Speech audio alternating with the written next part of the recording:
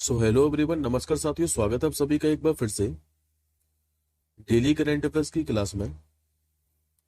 और आज है साथियों आप लोगों की 25 अक्टूबर।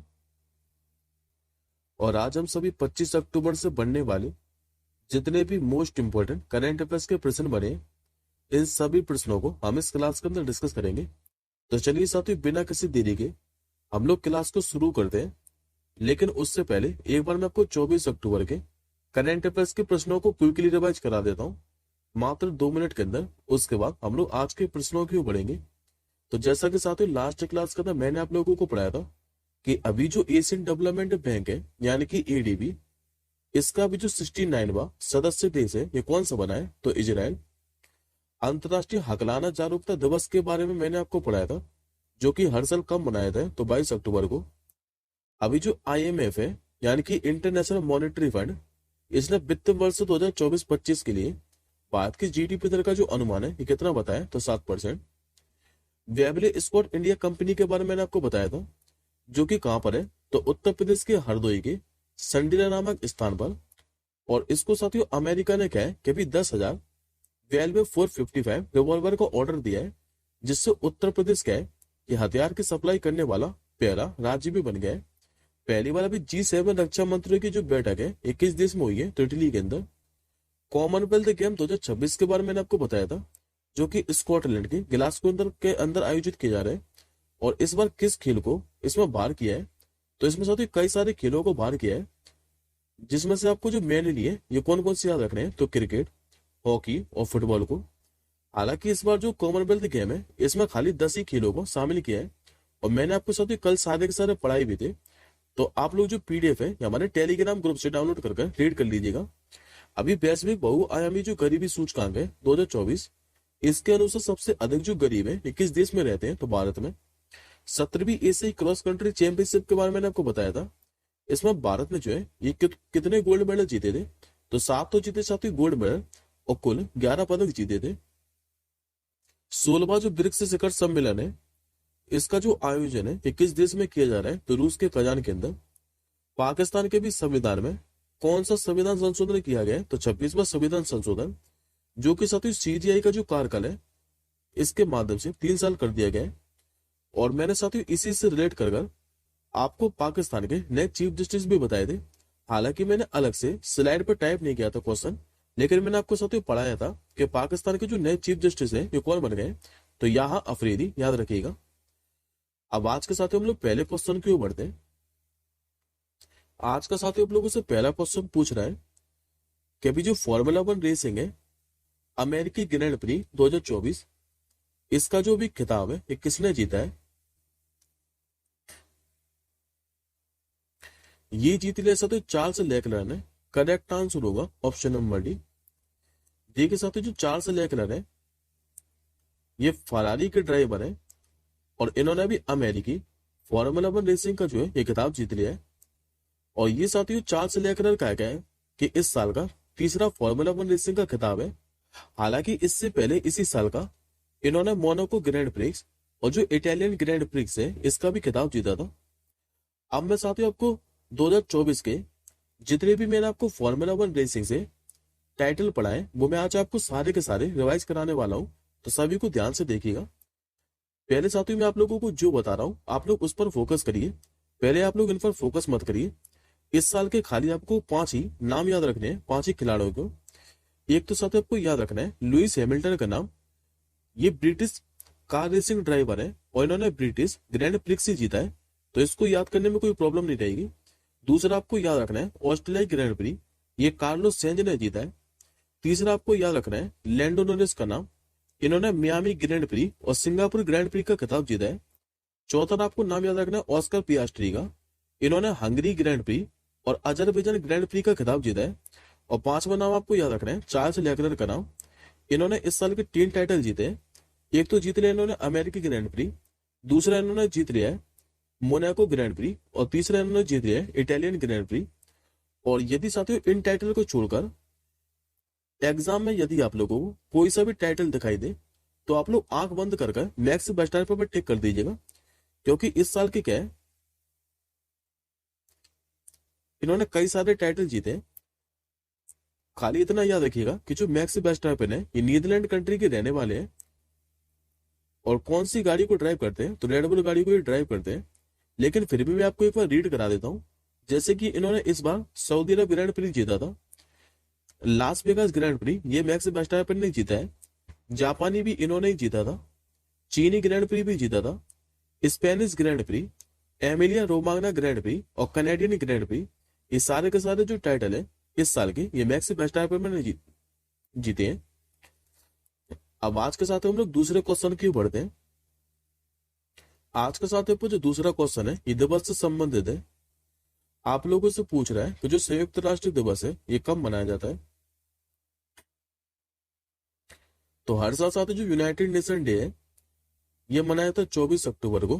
करेक्ट आंसर होगा ऑप्शन नंबर डी। बात करते साथ ही पहले हम लोग संयुक्त राष्ट्र के बारे में। तो याद रखिएगा संयुक्त राष्ट्र की जो स्थापना है यानी कि यूनाइटेड नेशन ये 24 अक्टूबर 1945 को हुई थी। मुख्यालय इसका न्यूयॉर्क के अंदर है। महासचिव कौन है इसके, तो एंटोनियो गुटारेस।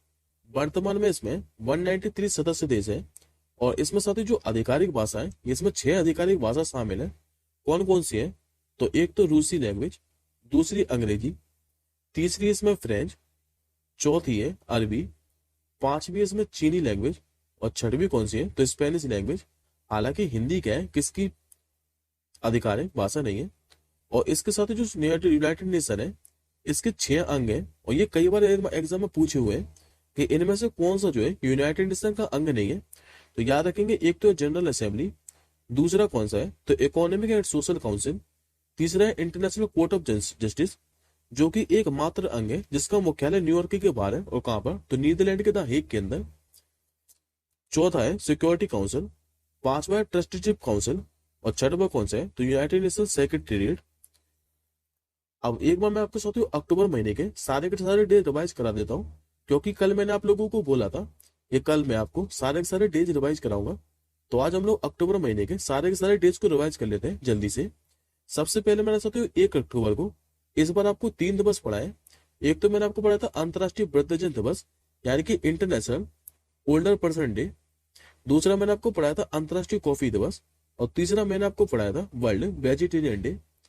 2 अक्टूबर से भी मैंने आपको 2 दिवस पढ़ाए, एक तो अंतर्राष्ट्रीय अहिंसा दिवस और दूसरा स्वच्छ भारत दिवस।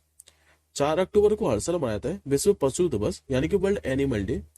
5 अक्टूबर से भी मैंने आपको 2 दिवस पढ़ाए थे, एक तो वर्ल्ड टीचर डे और दूसरा मैंने आपको पढ़ाया था राष्ट्रीय डॉल्फिन दिवस। लेकिन साथ ही इसी से रिलेट कर आप लोग ये जरूर याद रखिएगा कि राष्ट्रीय शिक्षक दिवस की बात करें तो ये हर साल 5 सितंबर को मनाया जाता है, जबकि विश्व शिक्षक दिवस ये मनाया जाता है 5 अक्टूबर को।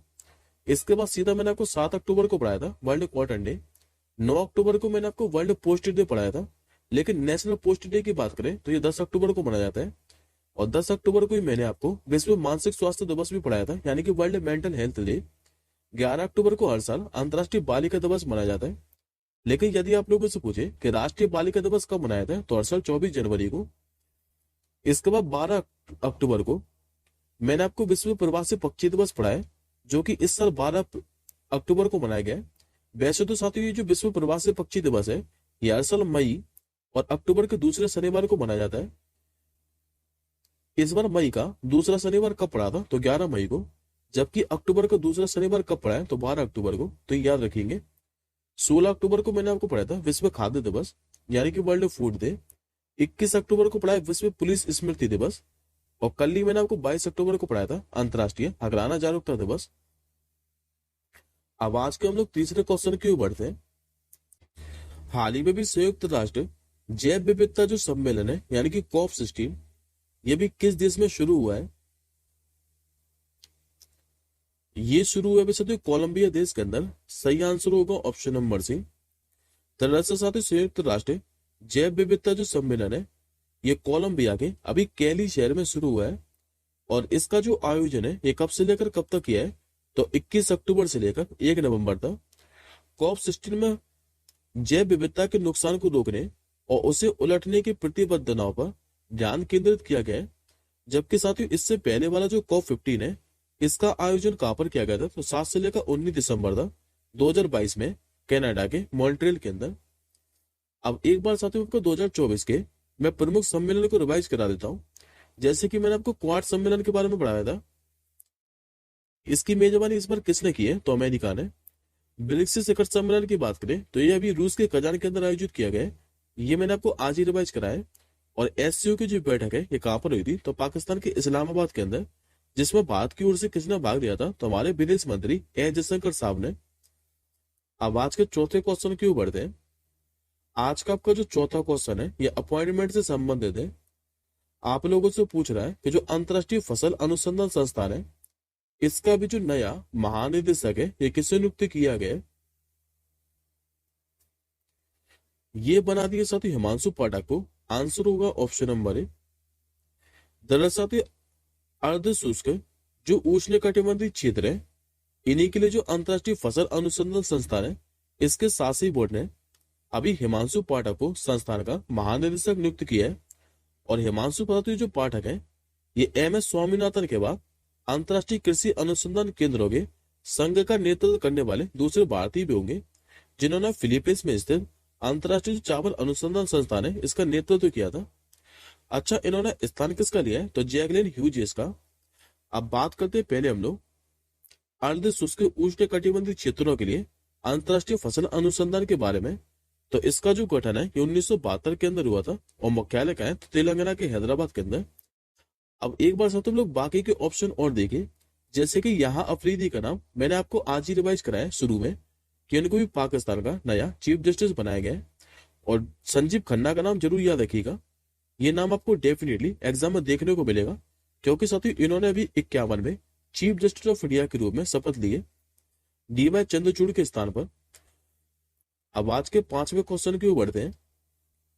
आज का आप लोगों से पांचवा क्वेश्चन पूछ रहा है कि अभी किस राज्य सरकार के द्वारा 129 बिलों के पुनर्द्वार के लिए 800 करोड़ रुपए की जो परियोजना है ये शुरू की जाएगी। ये जो साथियों परियोजना है ये असम सरकार के द्वारा शुरू की जानी है। आंसर होगा ऑप्शन नंबर सी।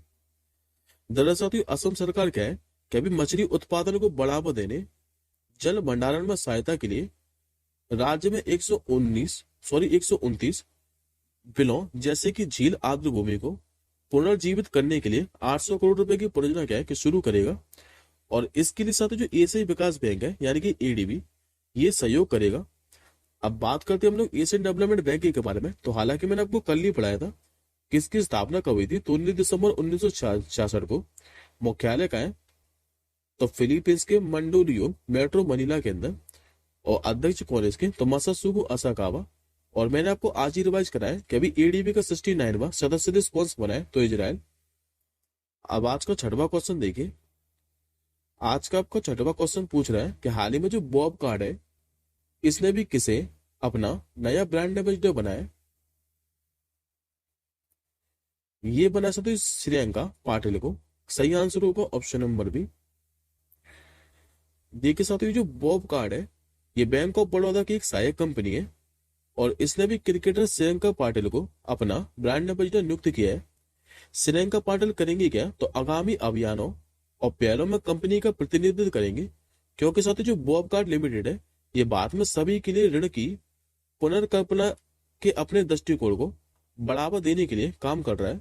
और इसी कारण क्या है कि इसने भी श्रियंका पाटिल को अपना ब्रांड एम्बेसडर बनाया। अब ये ब्रांड एम्बेसडर से रिलेटेड क्वेश्चन है, तो एक बार मैं आपको सारे के सारे ब्रांड एम्बेसडर रिवाइज करा देता हूँ। हालांकि साथियों अभी मैंने आपको 3 दिन पहले ही सारे के सारे रिवाइज कराए थे। जैसे कि नीरज चोपड़ा को बात पेट्रोलियम को बनाया गया है। मनु बागर की बात करें तो ये हरियाणा में बेटी बचाओ बेटी पढ़ाओ की है। नरेंद्र कुमार यादव इनको फिट इंडिया मूवमेंट का बनाया गया है। विराट कोहली को पंजाब नेशनल बैंक का बनाया गया है। मनु बागर को भी बंदरगाह, जहाज रानी और जलमार्ग मंत्रालय का ब्रांड एम्बेसडर बनाया गया था। सुरेश रैना की बात करें तो जम्मू एंड कश्मीर में युवा मतदाताओं को जागरूकता करने के लिए बनाया गया था। कैटरीना कैफ को स्वामी इंडिया की ब्रांड एम्बेसडर बनाया गया था। निका जरीन की बात करें तो राष्ट्रीय खनिज विकास निगम की ब्रांड एम्बेसडर बनी है। और पंकज त्रिपाठी यूपीआई के ब्रांड एम्बेसडर है। अब आज के 7वें क्वेश्चन की ओर बढ़ते हैं। आज का आपका 7वां क्वेश्चन है कभी बात पाकिस्तान ने जो करतारपुर कॉरिडोर है इसके समझौते को अभी कितने वर्षों के लिए और बढ़ा दिया है? तो इस 5 वर्षों के लिए अभी रिन्यू कर दिया है। आंसर हो जाएगा आपको ऑप्शन नंबर सी। दरअसल भारत और पाकिस्तान ने जो करतारपुर साहिब कॉरिडोर है इस पर अपने समझौतों को क्या है कि अगले 5 वर्षों के लिए नवीनीकृत करने पर सहमति व्यक्त की है। और ये जो मूल समझौता है, ये भारतीय तीर्थ यात्रियों को पाकिस्तान में गुरुद्वारा दरबार साहिब की यात्रा की सुविधा देता है। हालांकि ये जो समझौता है ये 24 अक्टूबर को समाप्त होने वाला था, लेकिन इसको फिर से रिन्यू कर दिया गया। अब बात करते हैं साथियों हम लोग करतारपुर कॉरिडोर के बारे में।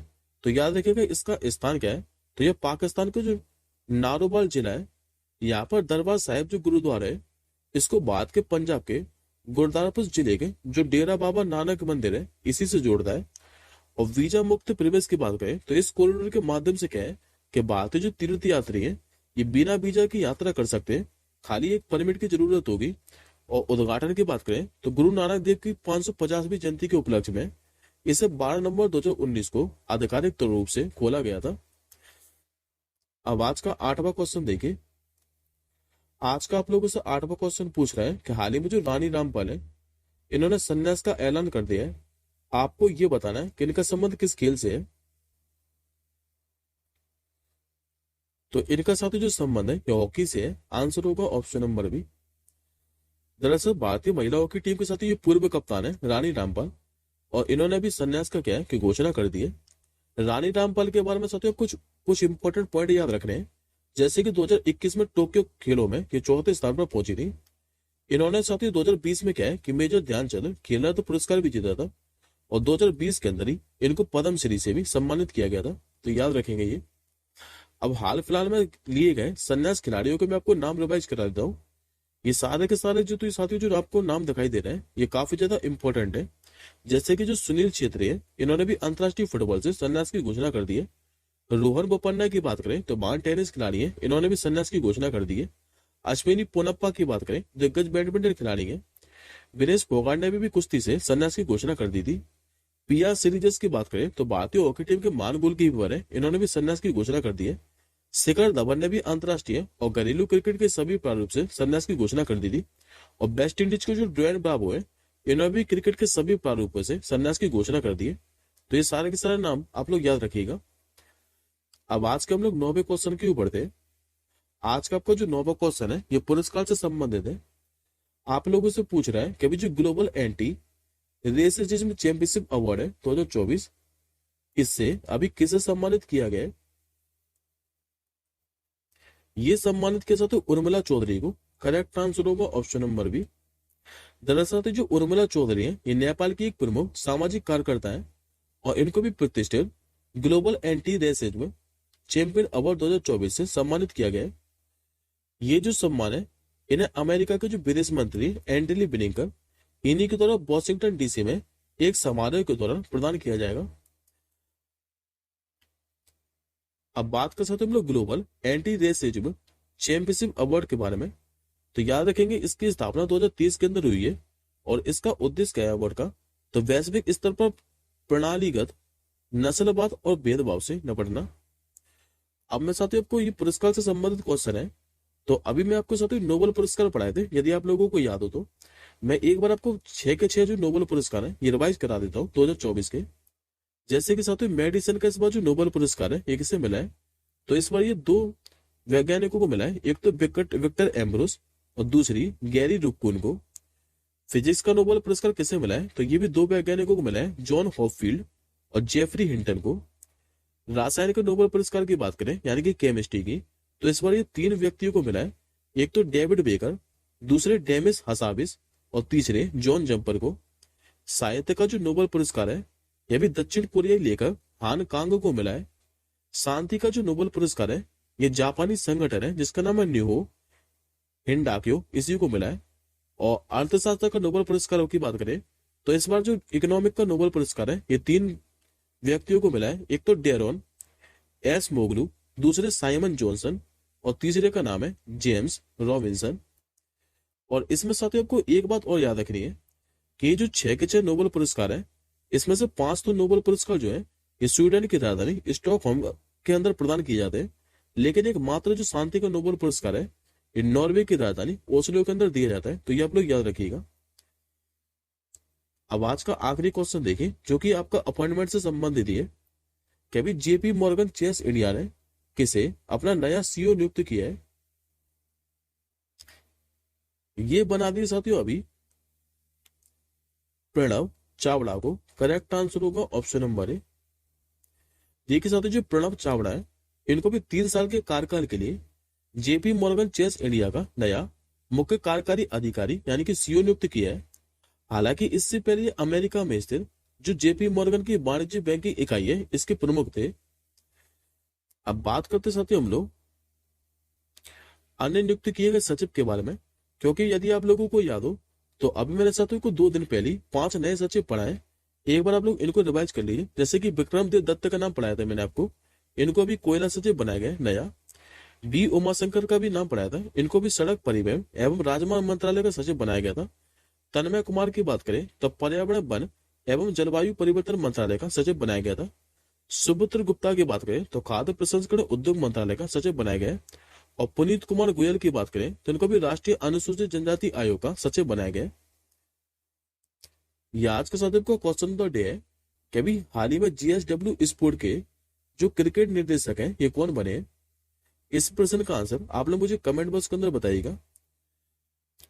अब हम जल्दी मिलेंगे साथियों नेक्स्ट क्लास के साथ ही, तब तक के लिए जय हिंद, वंदे मातरम।